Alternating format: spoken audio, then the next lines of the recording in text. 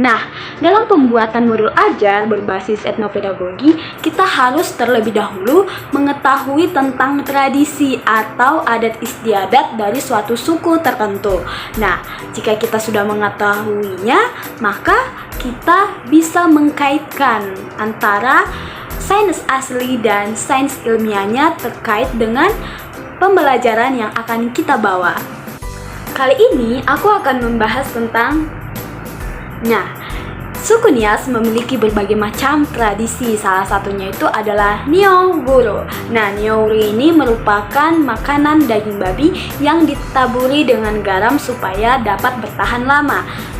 Di mana pada zaman dahulu mereka membuat demikian karena alasan daging babi banyak tersisa saat adat pesta.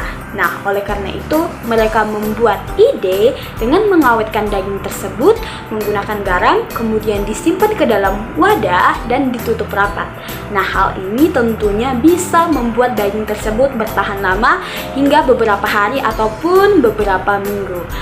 Oleh karena itu, di sini aku akan menjelaskan tentang bagaimana modul ajar tentang bioteknologi konvensional yang dikaitkan dengan etnopedagogi dari suku Nias. Berikut ini merupakan model ajar bioteknologi konvensional berbasis Project Based Learning atau PJBL dengan pendekatan etnopedagogi suku Nias dengan tradisi Niowuro. Di dalam modul ini digunakan untuk kelas 10 SMA dan dipakai pada semester 2. Di dalam modul ini terdapat kata pengantar yang berisikan komponen-komponen di dalamnya seperti lembar identifikasi peserta didik, artikel etnobiologi, integrasi konten sains dan budaya, dialog, dan refleksi. Selanjutnya itu terdapat petunjuk bagi guru dan petunjuk bagi siswa dalam penggunaan modul ini. Selanjutnya terdapat daftar isi sebagai pedoman kepada guru untuk membuka modul ini. Pada tahap ini terdapat peta konsep yang merupakan peta konsep dari materi yang diajarkan. Secara umum bioteknologi itu apa sih pengertiannya? Setelah itu kan dibagi menjadi dua, ada dia konvensional dan modern. Dan terdapat bagaimana proses atau contohnya itu. Di dalam konvensional ada proses pembuatan makanan dan dilakukan tahapan fermentasi. Contohnya itu adalah tradisi Niowuro. Barulah tradisi Niowuro ini dikaitkan dengan etnopedagogik. Setelah itu, pada proses ini terdapat yang namanya tahapan pembuatan Niowuro dan dilakukan kegiatan praktikum. Kegiatan praktikum ini diberi nama dengan model PJBL. Selanjutnya itu terdapat kompetensi dasar dan tujuan pembelajaran yang dilakukan.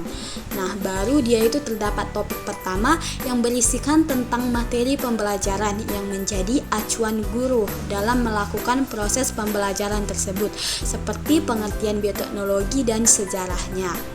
Dan dilakukan juga jenis bioteknologi seperti bioteknologi konvensional dan bioteknologi modern. Selanjutnya itu baru masuk ke topik 2 yang berisi tentang gambar dari pembuatan Niowuro tersebut dan video pembelajarannya dengan men-scan barcode berikut ataupun bisa mengklik link videonya. Selanjutnya itu terdapat topik 3 yang berisikan tentang artikel dari sejarah dan keunikannya seperti pengertiannya, bagaimana persiapannya sebelum dikonsumsi, dan bagaimana sejarah, nilai budaya, dan kesimpulan dari artikel ini. Kemudian terdapat informasi umum.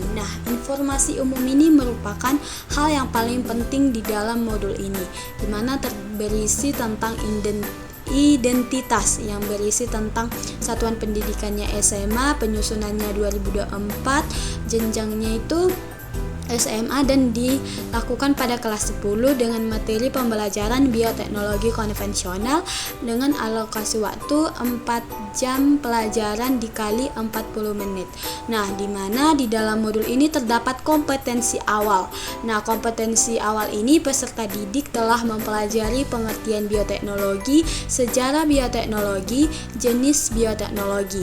Nah, di dalam modul ini juga terdapat profil Pancasila yang merupakan hal penting dalam kurikulum Merdeka yang berisi tentang bernalar kritis, mandiri, kreatif, dan bergotong royong. Kemudian di dalam modul ini berisi tentang sarana dan prasarana. Yang berisi tentang sarananya itu ada LKPD, laptop, infokus, papan tulis, dan spidol. Sementara prasarananya itu terdapat buku siswa biologi untuk kelas SMA kelas 10 dan ada YouTube dan jaringan internet. Nah, target yang diharapkan itu adalah peserta didik tidak kesulitan dalam mencerna atau memahami materi ajar, sehingga dia itu mampu mencapai keterampilan berpikir kritis atau HOTS dan literasi sains yang pastinya itu dibutuhkan pada abad ke-21 ini atau dalam kurikulum Merdeka. Nah, selanjutnya itu adalah terdapat model pembelajaran. Nah, model pembelajarannya itu adalah PJBL, terus metodenya itu diskusi dan tanya jawab dan pendekatan etnopedagogi. Kemudian terdapat komponen inti. Nah, yang di dalamnya itu berisi tentang tujuan.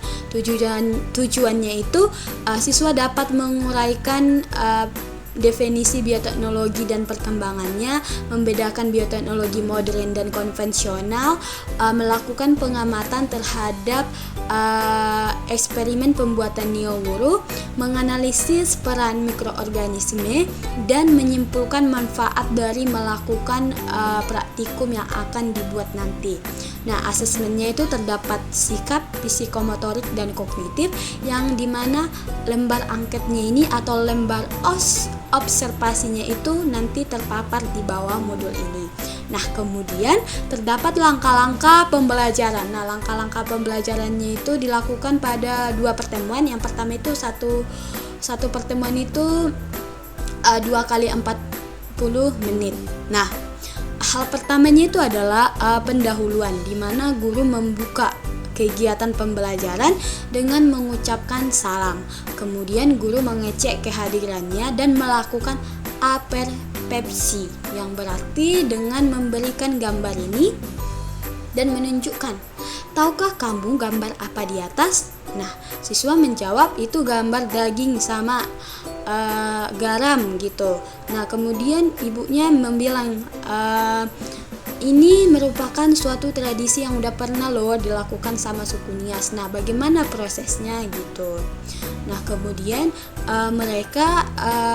guru memberikan motivasi dengan cara apabila proyek ini dilakukan dengan baik dan sungguh-sungguh, maka peserta didik mampu menjelaskan tentang produk bioteknologi dan mengaplikasikannya dalam kehidupan sehari-hari.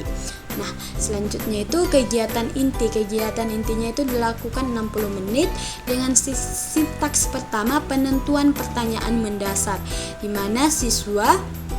mana guru bertanya kepada siswa, selain daging babi, apakah neowuru dapat diganti dengan daging lain?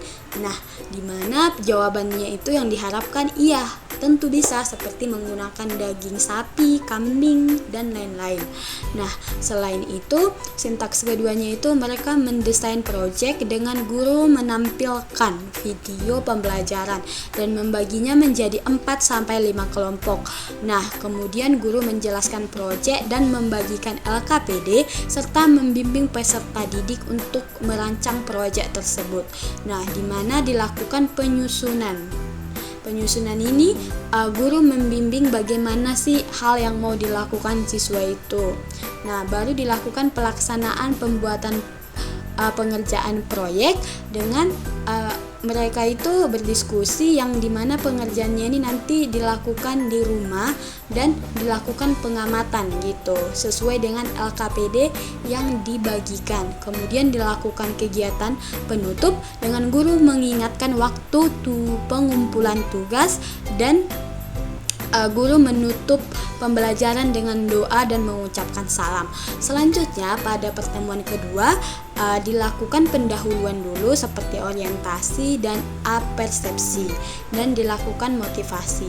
Selanjutnya di kegiatan inti ini baru lanjut ke sintaks selanjutnya, memonitoring keaktifan dan perkembangan proyek, di mana guru mengecek kondisi dari setiap kelompok dengan melihat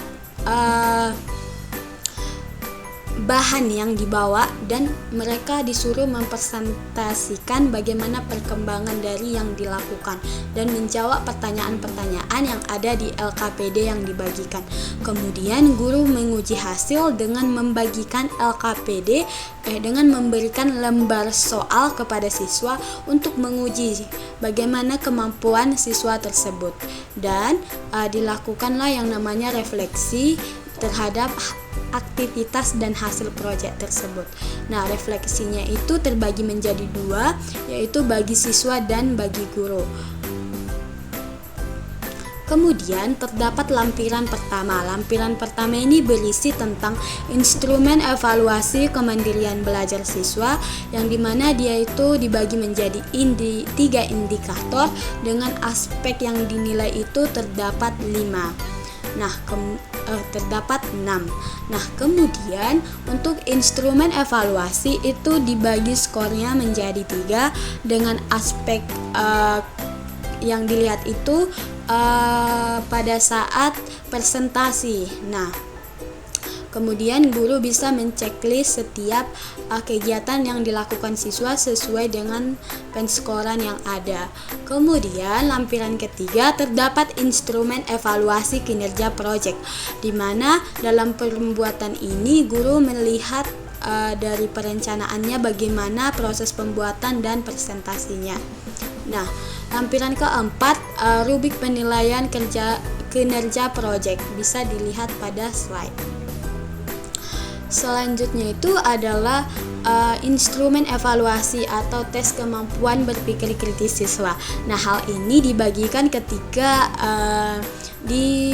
selesai presentasi. Nah, contoh soal yang dibagikan itu adalah jelaskan bagaimana fermentasi daging nioworu dalam mengawetkan makanan. Terus selanjutnya itu mengapa penggunaan garam dalam nioworu mencegah pertumbuhan mikroorganisme patogen.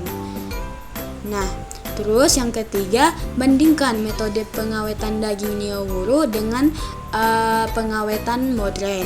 Terus bagaimana pengaruh lama fermentasi pembuatan nioworu, dan berikan satu ide inovasi untuk meningkatkan nilai ekonomis dari nioworu yang ada.